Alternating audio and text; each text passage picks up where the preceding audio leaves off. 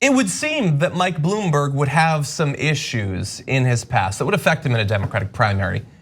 Stop-and-frisk seems like a pretty big one. His whole relationship with multiple communities that are non-white inside of New York. But he is trying to get out in front of it. Out in front by, I mean, he's got some ads which we're gonna show you. Bear in mind, he's never had to go on a debate stage. He hasn't been interviewed. There's been no communications between Mike Bloomberg and the electorate that he has not controlled through his own advertising revenue. But he does have that revenue. And so here is some ads that have to do with his record in that area. Here's the first. When I came home from prison, my sons were in their teens. I got involved in juvenile justice. I didn't want them to go through the same thing I went through. Michael Bloomberg created the Young Men's Initiative and helping keep other young men and young women from entering into the criminal justice system. And we see it in young people being employed. We see young people being removed out the system. And that's what justice looks like for me. And I think that's what Mike Bloomberg's done for my community and throughout the city of New York. I mean, that ad just hurts on a very fundamental level to watch. I just hope everyone in these ads is getting well compensated. That's all I could say. Get that money, like he's a community organizer. It's fine. Like, I'm not trying to knock what he's doing. Yeah, no, listen, take the money. I'm not really mad at that, but saying that Mike Bloomberg has tried to stop young black men from entering the criminal justice system is just the most cruel thing anyone's ever claimed. Mike Bloomberg's policies are the reason many young black men entered into the criminal justice system to begin with, after being thrown up against a wall just by the color of their skin and the neighborhood they were walking in. So please spare us. This Mike Bloomberg campaign is a hugely clarifying moment for me, and I think for a lot of people who see that a lot of the liberal elite is just straight up for sale and don't actually care about any of the things they profess to care about. Like, if we've been, the sort of Democratic Party has branded itself the party of minorities for the last 20 or 30 years. Minorities have always suspected that they take their support for granted and don't actually believe any of the things they profess to believe about being committed to anti-racism, being committed to ending, the criminal justice, heinous criminal justice system that we have.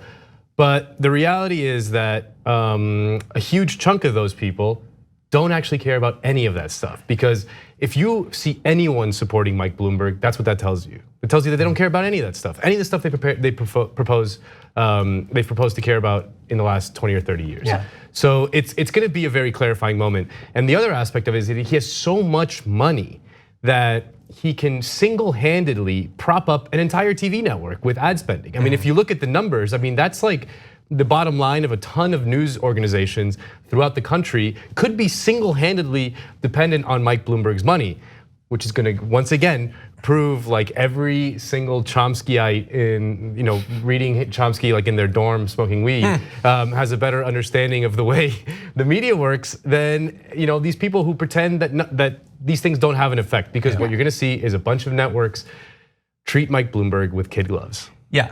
So far, he hasn't even gotten within a mile of the gloves. So honestly, we don't know, because apparently, if you have enough money, you can buy all the ads you want, and you never have to answer to literally anyone. Well, he owns his own cable news network. Exactly. That's a small little detail. Yeah. He has his own entire cable news network that he could just turn into like a campaign propaganda arm. And so, in terms of the clarifying moment, it is both that he is the rejection of all of what these elites have said they care about, but also happening at the same time that you have a candidate that has the coalition they've been saying they want for literally decades. So they have to throw that to the side as they embrace Mike Bloomberg. And look, by the way, there are some people, some regular people who are gonna be duped by all of these ads. He's the only person they'll have seen because he's advertising in literally 50 states simultaneously.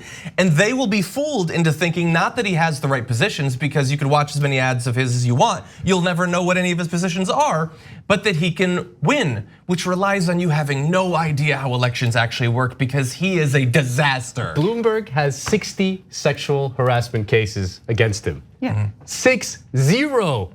Those are the only ones that are actually, reported. I mean, there could be many more instances of actual sexual harassment where the woman didn't have the courage to actually, file a lawsuit.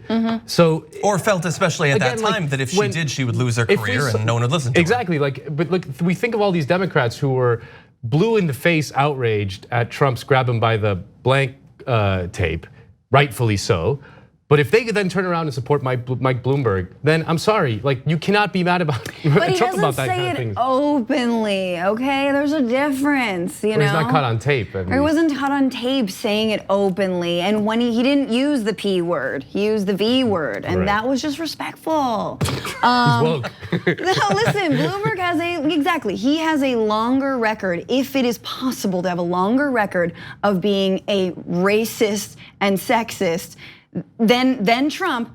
That's Bloomberg. Bloomberg has more of a political record. Yeah, Trump has a non-political record of being a racist and a sexist, but like Bloomberg's actually enacted his racist policies. And especially, I know we might look at Black America for Mike, like no.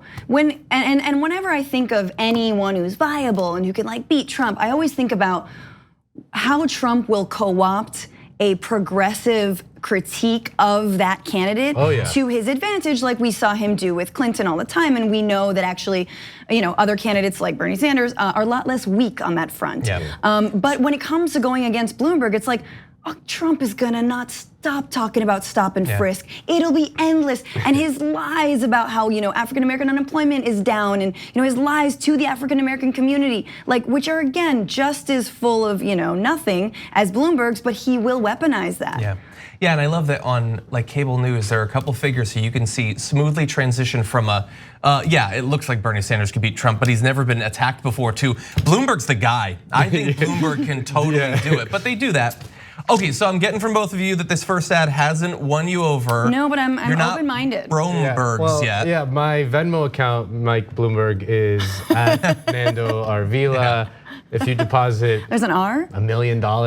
Yeah, because my name's Rodriguez-Vila. It's very long. You're gonna get $1. Well, okay, I can't confirm he's gonna give you that money, but he does have a second ad, so let's take a look at that. For hundreds of years, Americans systematically stole Black lives, Black freedom, and Black labor. And I know my story would have turned out very differently if I had been Black. So today I'm proposing a sweeping strategy to invest in Black wealth creation. The wealth gap is inextricably linked to the racial inequalities of the past.